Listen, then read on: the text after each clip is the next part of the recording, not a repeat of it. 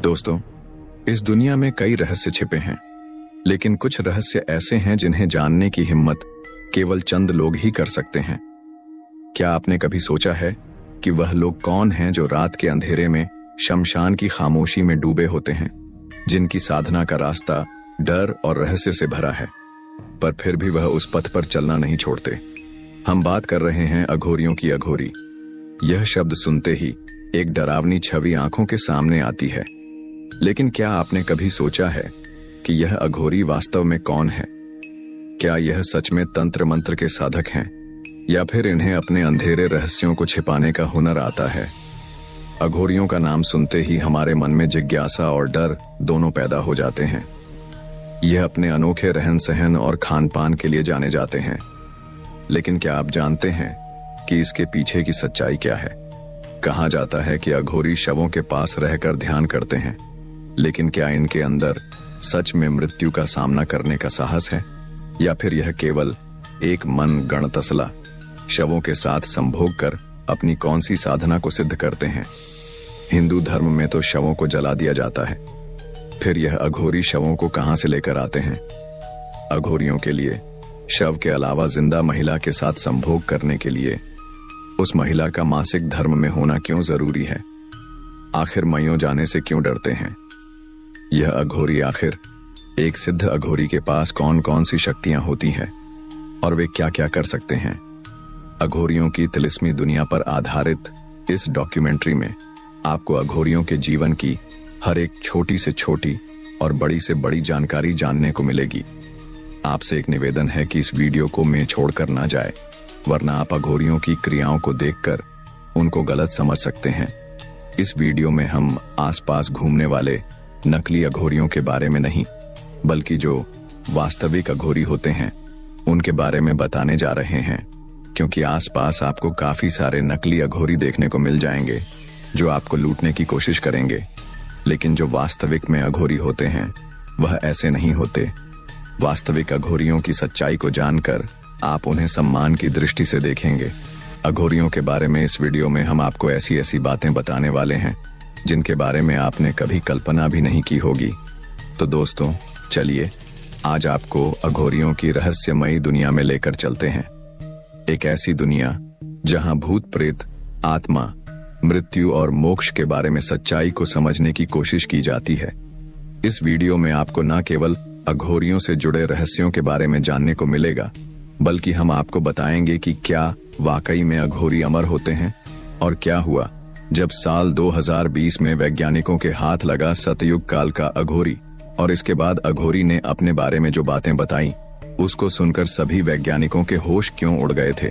तो दोस्तों, अपनी कमर की पेटी बांध लीजिए और वीडियो को बिना स्किप किए अंत तक पूरा देखना, क्योंकि इस वीडियो में आपको अघोरियों की लाइफस्टाइल से लेकर उनके जीवन के कुछ ऐसे इंटरेस्टिंग पहलुओं के बारे में जानने को मिलेगा जो आपको एक पल के लिए डरा सकता है, आपके रोंगटे खड़े कर सकता है। तो चलिए अब बिना किसी देरी के करते हैं वीडियो की शुरुआत। दोस्तों, सबसे पहले तो यह समझना जरूरी है कि यह अघोरी आखिर कौन होते हैं। अघोरी शब्द का अर्थ है जो किसी भी चीज को अघोर यानी कि घृणा की दृष्टि से ना देखता हो। अघोरी बनने की सबसे पहली परीक्षा यही होती है। एक अघोरी के लिए पशु पक्षी, जिंदा या मरा इंसान, अच्छा बुरा मलम पुत्र, सब कुछ एक समान होता है। वह किसी चीज को कभी घृणा की दृष्टि से नहीं देखते। अघोरी साधु वो होते हैं जो जीवन और मृत्यु दोनों को एक समान मानते हैं। उनके लिए सब कुछ बराबर है, चाहे वह अच्छा हो या बुरा। वह हर चीज में भगवान शिव का अंश मानते हैं। भगवान शिव को ही अघोरियों का आदि गुरु माना जाता है, और उनका हर कार्य, हर साधना शिव को समर्पित होती है। कहते हैं कि प्राचीन काल में जब संसार में असुरों, मनुष्यों और देवताओं के बीच द्वेष, भय और अज्ञानता का साम्राज्य था, तब देवताओं और ऋषियों ने भगवान शिव से निवेदन किया कि वे मनुष्यों को एक ऐसा मार्ग दिखाएं जो उन्हें मोक्ष की ओर ले जाए। भगवान शिव ने उनकी प्रार्थना सुनी और सभी जीवों के कल्याण हेतु धरती पर अघोर मार्ग का उद्घाटन किया। अघोर पंथ में शमशान साधना का विशेष महत्व है। अघोरी जानना चाहता है कि मौत क्या होती है और वैराग्य क्या होता है। आत्मा मरने के बाद कहां चली जाती है? क्या आत्मा से बात की जा सकती है? ऐसे ढेर सारे प्रश्न हैं जिसके कारण अघोरी स्मशान में वास करना पसंद करते हैं और अपनी साधना से इन सभी प्रश्नों का जवाब ढूंढ लेते हैं। मान्यता है कि स्मशान में साधना करना शीघ्र ही फलदायक होता है। खैर, हमने यह तो जान लिया कि महादेव ने ही अघोर पंथ की स्थापना की थी, लेकिन अब हम जानेंगे कि वर्तमान में ऐसा कौन सा व्यक्ति है जिसको हर अघोरी अपनी उत्पत्ति का कारण और उसे अपना गुरु मानता है। तो दोस्तों, आपकी जानकारी के लिए बता दें कि वर्तमान के अघोरी अपनी उत्पत्ति बाबा कीनाराम को मानते हैं।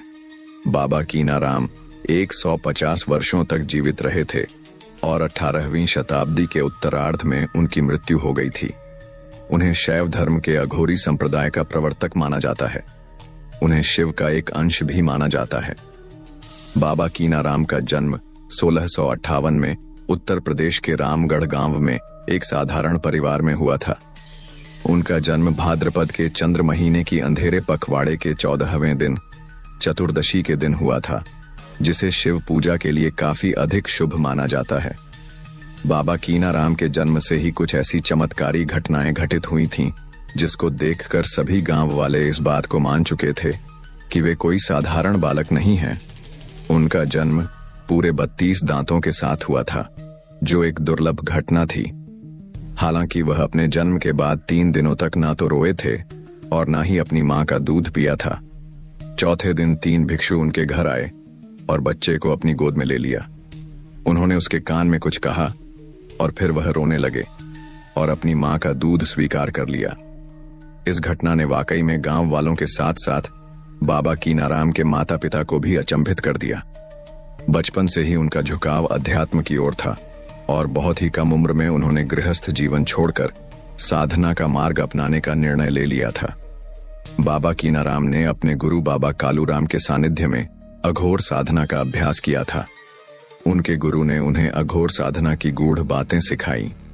अपनी साधना के दौरान बाबा कीनाराम ने कई स्थानों पर कठिन तप किया और अद्भुत शक्तियां भी प्राप्त कर ली थीं। 18वीं शताब्दी के मध्य में काशी के तत्कालीन महाराजा चेत सिंह ने बाबा कीनाराम जी का बुरी तरह अपमान कर दिया था। दरअसल राजा चेत सिंह का दरबार लगा हुआ था और वहां पर भगवान शिव का अभिषेक हो रहा था। बाबा कीनाराम एक बिल्ली और एक गधे के साथ वहां पर पहुंचे, जिसे देखकर राजा और उपस्थित दरबारियों ने बाबा की वेशभूषा देख व्यंग्य करते हुए कहा कि यहाँ विद्वानों की जरूरत है, इनका क्या काम है? यहाँ पर अघों का कोई काम नहीं है, इन्हें किसने बुलाया है? दरबारियों और राजा के इस तरह के व्यंग्य को सुन बाबा कीनाराम गुस्सा हुए बोले कि पहले मेरे गधे से वेद तो सुन लो, फिर मेरी बात करना। बाबा कीनाराम ने अपने गधे को एक डंडा मारा और गधे ने वेद पढ़ना शुरू कर दिया। यह चमत्कार देख दरबारी उनके पैरों में गिर पड़े, लेकिन बाबा का गुस्सा कम नहीं हुआ। बाबा ने दुखी होकर भावावेश में आकर कह दिया, हे अहंकारी राजन, अब तुम्हारा ना तो राजपाट बचेगा, ना ही यह किला, और ना ही तुम्हारा कोई उत्तराधिकारी बचेगा। तुम्हारे इस किले पर कबूतर बीट करेंगे। इतिहास गवाह है राजा, चेत सिंह को वो किला छोड़कर जाना पड़ा और आज तक उनका कोई पता नहीं चल पाया। तब से लेकर सन 1970 तक काशी राजघराना अपने वारिस को गोद ले लेकर ही चलता रहा। इस राजघराने में कोई संतान पैदा नहीं हुई। कई जगहों पर कोशिश, मन्नतें, प्रार्थना की गई, लेकिन सब व्यर्थ था। चलिए दोस्तों, अब हम एक एक करके अघोरियों से जुड़े हुए तमाम रहस्यों से पर्दा उठाते हैं। उससे पहले अगर आप लोगों ने यहाँ तक पूरा वीडियो देख लिया है तो प्लीज वीडियो को लाइक अवश्य कर दें। इस चैप्टर में हम जानेंगे क्या सच में अघोरी इंसानों का मांस खाते हैं, अघोरी शवों के साथ संबंध क्यों बनाते हैं और ऐसा करने से उन्हें क्या मिलता है, इंसानों की खोपड़ी को क्यों धारण करते हैं। अघोरी साथ ही जानेंगे। एक अघोरी साधु तैलंग स्वामी के बदले के बारे में भी अघोरी खाते हैं। कच्चा मांस कहते हैं कि अघोरियों ने खुद इस बात को माना है कि वे सशा में रहते हैं और अध जले शवों को निकालकर उसका मांस खाते हैं। कई बार इनको ऐसा करते हुए देखा भी गया है।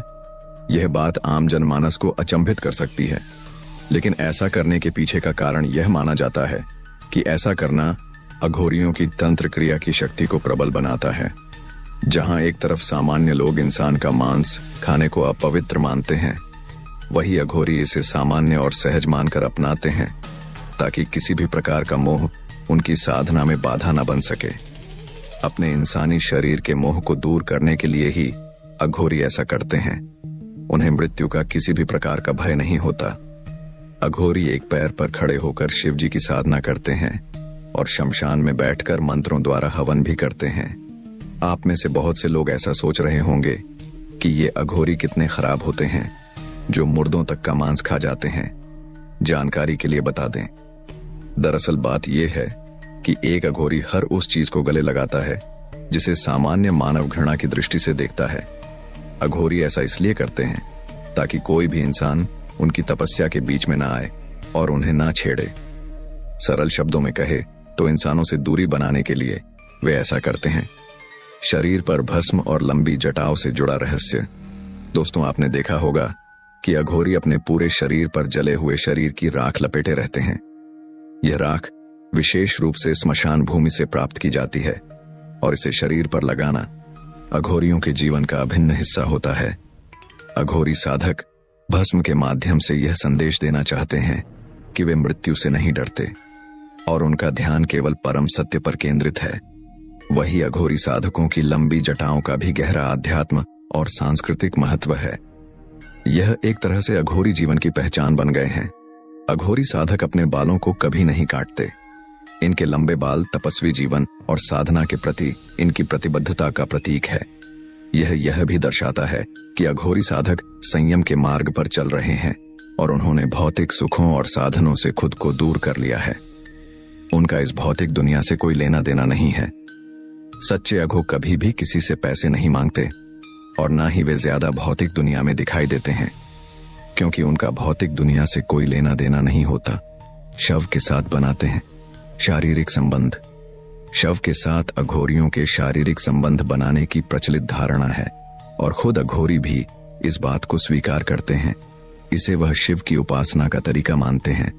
उनकी मान्यता है कि शव के साथ शारीरिक क्रिया करते समय मन ईश्वर की भक्ति में लीन रहता है। वे शव पर भस्म लगाकर मंत्रों का उच्चारण करते हुए, ढोल बजाते हुए शारीरिक संबंध बनाते हैं। उनका मानना है कि यदि शव के साथ शारीरिक क्रिया के दौरान भी उनका मन ईश्वर की भक्ति में लगा रहा तो यह साधना का सबसे ऊंचा स्तर है। यदि किसी अघोरी का शारीरिक संबंध बनाते समय भक्ति से ध्यान भंग हो जाता है और सिर्फ शारीरिक संबंध पर ध्यान रहता है तो उस अघोरी का अघोर भंग हो जाता है। शारीरिक संबंध बनाते हैं जब उसका मासिक धर्म चल रहा हो। ऐसा करने से अघोरियों की शक्ति बढ़ती है, लेकिन यह तभी संभव है जब उस महिला की सहमति हो। बिना सहमति ऐसा नहीं किया जा सकता।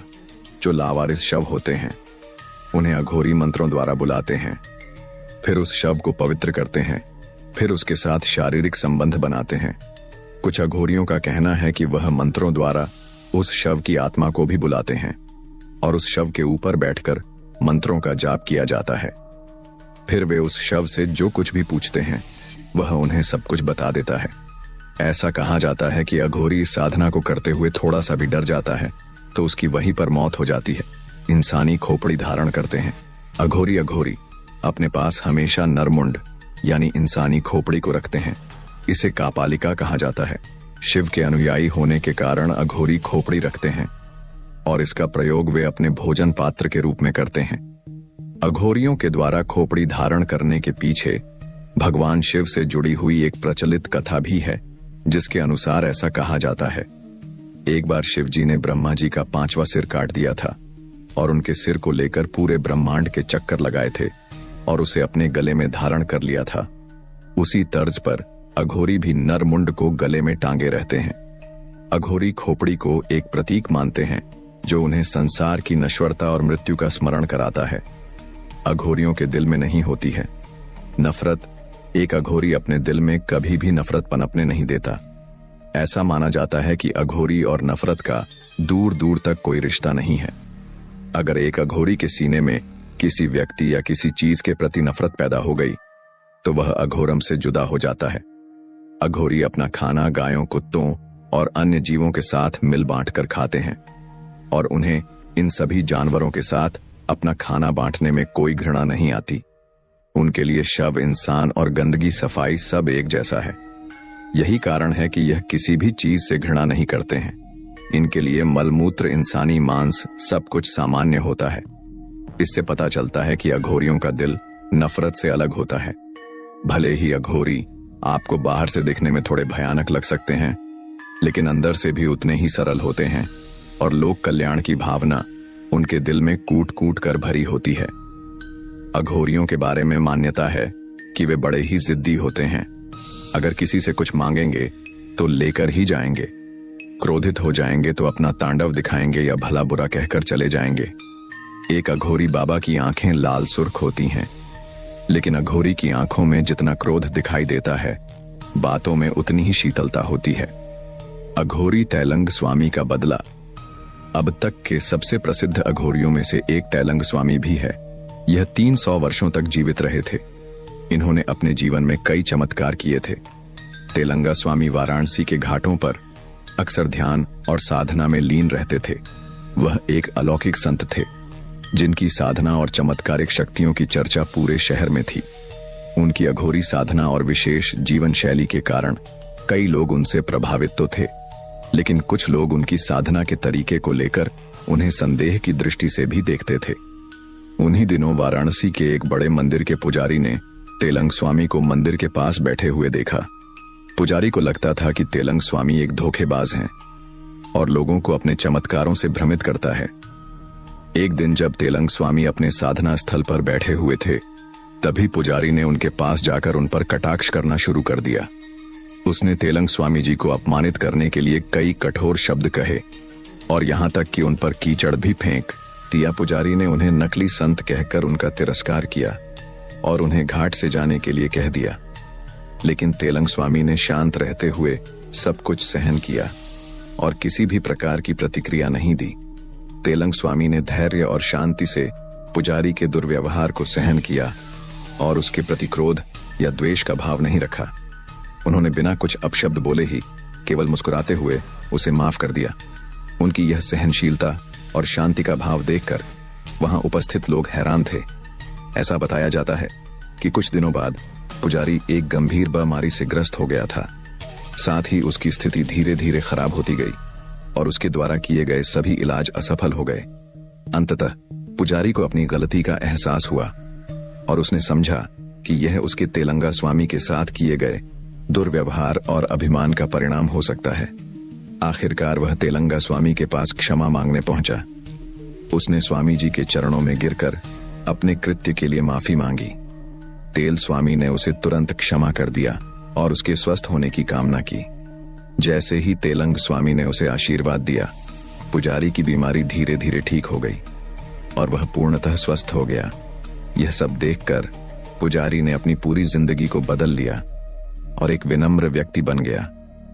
इस चैप्टर में हम जानेंगे कि हिंदू धर्म में तो शव को जला दिया जाता है, फिर यह अघोरी अपनी साधना के लिए शव कहां से लाते हैं।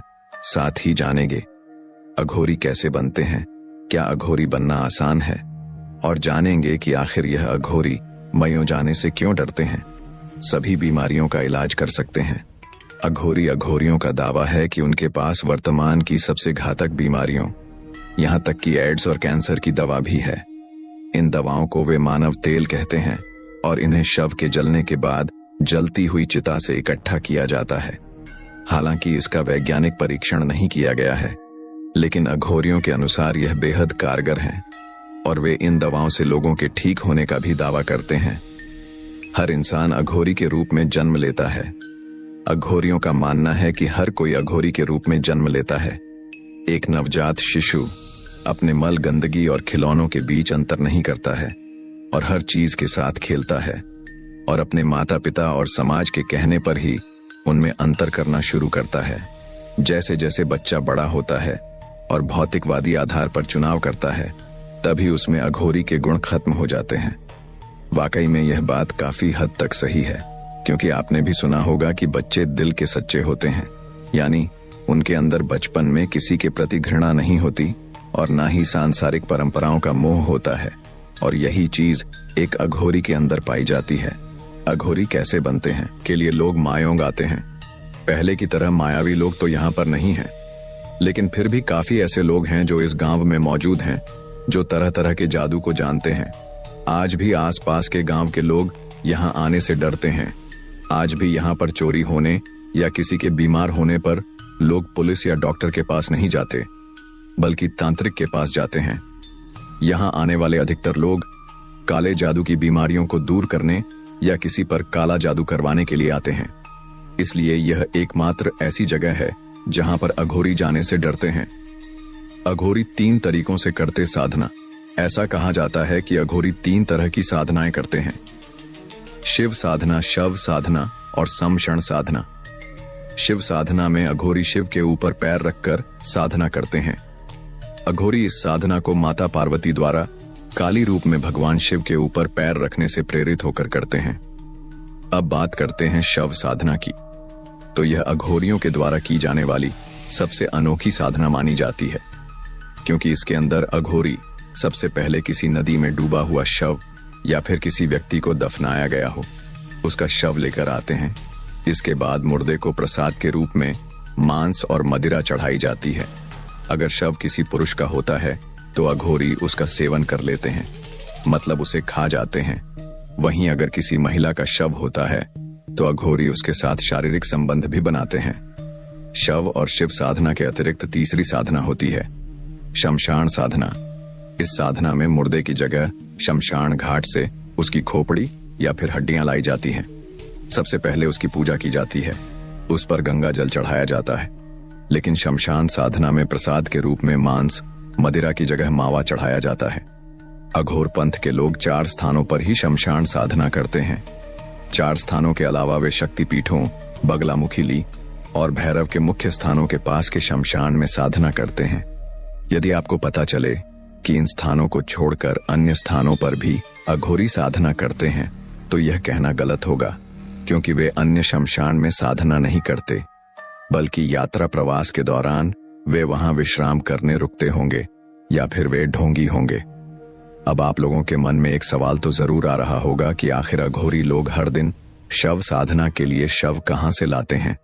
तो आपकी जानकारी के लिए बता दें, हिंदू धर्म में आज भी कुछ जगह पर किसी 5 साल से कम उम्र के बच्चे, सांप काटने से मरे हुए लोगों, आत्महत्या किए लोगों का शव जलाया नहीं जाता, बल्कि दफनाया या फिर उसे गंगा में प्रवाहित कर दिया जाता है। पानी में प्रवाहित यह शव डूबने के बाद हल्के होकर पानी में तैरने लगते हैं। अक्सर अघोरी तांत्रिक इन्हीं शवों को पानी से ढूंढ निकालते हैं और अपनी तंत्र सिद्धि के लिए प्रयोग करते हैं। इस चैप्टर में हम जानेंगे क्या हुआ जब 2020 में वैज्ञानिकों की टीम को मिला सतयुग काल का अघोरी। साथ ही जानेंगे एक सिद्ध अघोरी क्या क्या कर सकता है और इन अघोरियों के पास कौन कौन सी शक्तियां होती हैं।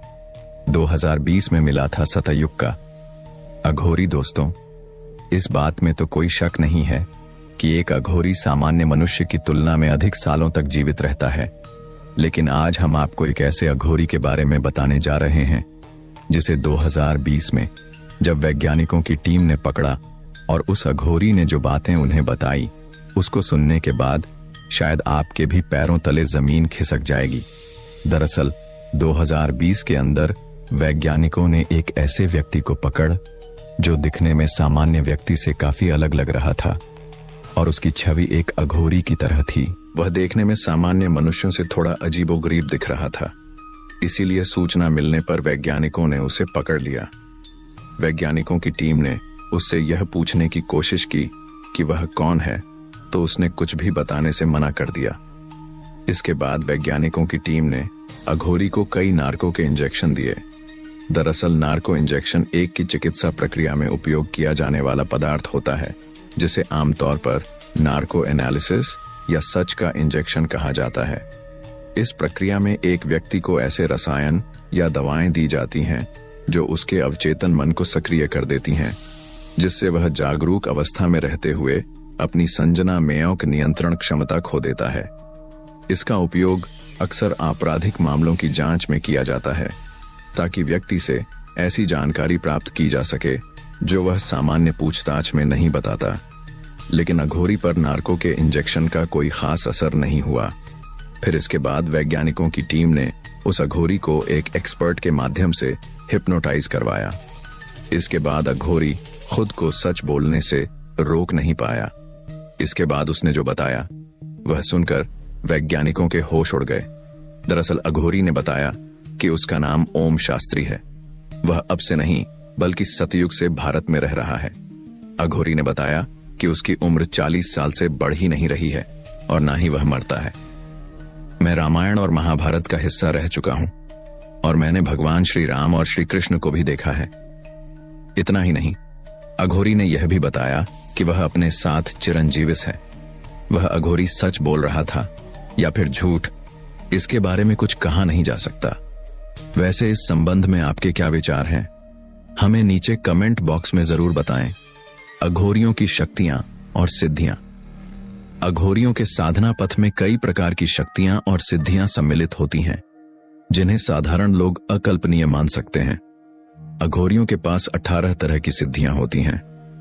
अघोरी इन सिद्धियों को जितनी चाहे कोशिश कर ले, लेकिन बिना गुरु के वह इन सिद्धियों को प्राप्त नहीं कर सकते। हालांकि मानव गुरु ना मिलने पर अघोरी काल भैरव को अपना गुरु बना सकते हैं। इन शक्तियों और सिद्धियों के पीछे उनका तप साधना और संयम होता है। अघोरियों की कुछ मुख्य सिद्धियां और शक्तियां इस प्रकार हैं। मृत संजीवन सिद्धि कहा जाता है कि अपनी गहन साधना से मृत संजीवन की सिद्धि प्राप्त करते हैं। यह सिद्धि उन्हें मृत शरीरों को पुनर्जीवित करने की शक्ति देती है। हालांकि इसका केवल विशेष परिस्थितियों में इस्तेमाल किया जाता है। यह सिद्धि अत्यधिक रहस्यमय और अद्वितीय मानी जाती है और इसे प्राप्त करना बेहद कठिन और दुर्लभ समझा जाता है। भूत प्रेतों पर नियंत्रण। इस सिद्धि में अघोरी भूत प्रेत और आत्माओं के साथ संपर्क कर सकते हैं। वे इन आत्माओं को अपने कार्यों के लिए साध सकते हैं और उनसे विभिन्न प्रकार की सहायता प्राप्त कर सकते हैं। उनसे कोई भी जानकारी प्राप्त कर सकते हैं या उन्हें किसी विशेष उद्देश्य के लिए प्रयोग कर सकते हैं। अलौकिक शक्ति। अघोरी अपनी साधना से ऐसी शक्तियां प्राप्त करते हैं जिनसे वे अपने शरीर को अजय बना सकते हैं। सिद्धि प्राप्त कर लेने के बाद एक अघोरी पर आग, हवा, पानी और सर्दी का कोई असर नहीं होता। उन्हें घोर तप से ऐसी शक्ति मिलती है कि वे बिना भोजन पानी के लंबे समय तक रह सकते हैं। मन को पढ़ने की दूरदृष्टि। अघोरी अपनी साधना से दूसरों के मन को पढ़ सकते हैं और भविष्य की घटनाओं की भविष्यवाणी भी कर सकते हैं। वे ऐसे रहस्यों को देख सकते हैं जो साधारण इंसानों की पहुंच से परे होते हैं। उनकी दृष्टि और ज्ञान सामान्य मानव क्षमता से कहीं अधिक होता है। इसे तृप्त शक्ति भी कहा जाता है। सरल शब्दों में, जब कोई अघोरी यह सिद्धि प्राप्त कर लेता है तब उसकी वाणी में सामर्थ्य आ जाता है और उसकी भविष्यवाणी सच होने लगती है। यहां तक कि उनका श्राप और वरदान भी फलित होने लगता है। जड़ी बूटी और औषधि का ज्ञान। अघोरी अपने आसपास की वनस्पतियों और जड़ी बूटियों का गहन ज्ञान रखते हैं। वे उनके द्वारा चमत्कारी औषधियां तैयार कर सकते हैं जो असाध्य रोगों को ठीक कर सकती हैं। इस ज्ञान को वे पीढ़ी दर पीढ़ी अपने शिष्यों को हस्तांतरित करते हैं। श्रवण शक्ति। अघोरी अपनी साधना के दौरान ध्यान और मानसिक एकाग्रता पर जोर देते हैं। गहन ध्यान के माध्यम से वे अपने चित्त और इंद्रियों को नियंत्रित करते हैं, जिससे वे सूक्ष्म से सूक्ष्म ध्वनियों को सुनने में सक्षम हो जाते हैं। श्रवण शक्ति को प्राप्त करते ही अघोरी सबसे सूक्ष्म और गुप्त श्रोता बन जाता है। इस शक्ति के माध्यम से वह देवलोक तक में संपर्क साध सकते हैं। जिन साधक को श्रवण शक्ति मिल जाती है, यदि उनका शिष्य कहीं दूर से भी उन्हें पुकारता है तो उसकी पुकार इन तक साफ साफ पहुंच जाती है, जिसके बाद वह अपनी शक्ति के अनुसार अपने उस शिष्य की मदद भी कर सकता है। प्रवेश अवति शक्ति। इस शक्ति को प्राप्त करना मुश्किल होता है और इसे सिद्ध करने के लिए अघोरी को कठोर तपस्या करनी होती है। इसे पाने के बाद अघोरी त्रिकालदर्शी बन जाता है। इस शक्ति को पाने के बाद अघोरी यह भी बता सकता है कि आप किस जन्म में क्या थे। अघोरियों की शक्तियों के बारे में जानने के बाद आइए अब हम यह जान लेते हैं कि एक सिद्ध अघोरी क्या क्या कर सकता है। शरीर और आत्मा का संयोजन। अघोरी अपने शरीर और आत्मा का ऐसा संयोजन कर सकते हैं जिससे वे अपनी आत्मा को शरीर से अलग कर अनंत संसार की यात्रा कर सकते हैं। इसे आत्म संयोग कहा जाता है और यह उच्चतम साधना का प्रतीक है। जीवन और मृत्यु के बीच संतुलन। अघोरी जीवन और मृत्यु को दो विपरीत ध्रुवों के रूप में नहीं बल्कि एक चक्र के रूप में देखते हैं। अघोरियों का यह मानना होता है कि मृत्यु के बाद भी जीवन का एक नया प्रारंभ होता है। उनके लिए शमशान एक ऐसा स्थान है जहां यह चक्र चलता है और वहां साधना करने से वे इस चक्र को समझ सकते हैं। तंत्र मंत्र की सिद्धि अघोरी तंत्र मंत्र में दक्ष होते हैं। वे काली, भैरव और शिव जैसे देवताओं की आराधना करते हैं और उनसे शक्तियां प्राप्त करते हैं। उनका मंत्रोच्चार वातावरण को रहस्यमय बना देता है और ऐसा कहा जाता है कि उनके द्वारा किए गए अनुष्ठान अचूक होते हैं। आइए इतना सब जान लेने के बाद अघोरियों की सिद्धियों के प्रकार के बारे में भी जान ही लेते हैं। अघोरियों की सिद्धियां साधारण से लेकर अति विशिष्ट तक होती हैं। अभ्यास करने के लिए उन्हें वर्षों का कठिन तप और संयम की आवश्यकता होती है। नंबर 1, काम्य सिद्धियां। यह वे सिद्धियां होती हैं जिनसे वे अपनी इच्छाओं को पूरा कर सकते हैं। उदाहरण के लिए अघोरी अपनी शक्ति से किसी को भी आकर्षित कर सकते हैं या अपने विचार दूसरों के मन में प्रवाहित कर सकते हैं। नंबर 2, अष्ट सिद्धियां। यह योग शास्त्र में वर्णित 8 प्रमुख सिद्धियां होती हैं, जैसे अणिमा सूक्ष्म रूप धारण करना, महिमा विशाल रूप धारण करना, गरिमा भारी रूप धारण करना और लघिमा हल्का रूप धारण करना। इन सिद्धियों को पाने से अघोरी अपने शरीर और रूप को अपनी इच्छा से बदल सकते हैं। नंबर 3, मृत संजीवन विद्या। अघोरी ऐसी साधना भी करते हैं जिसमें वे मृत शरीरों में जीवन डालने की शक्ति प्राप्त करते हैं। यह विद्या बेहद रहस्यमय और खतरनाक मानी जाती है और इसे केवल उच्चतम साधकों द्वारा ही किया जाता है।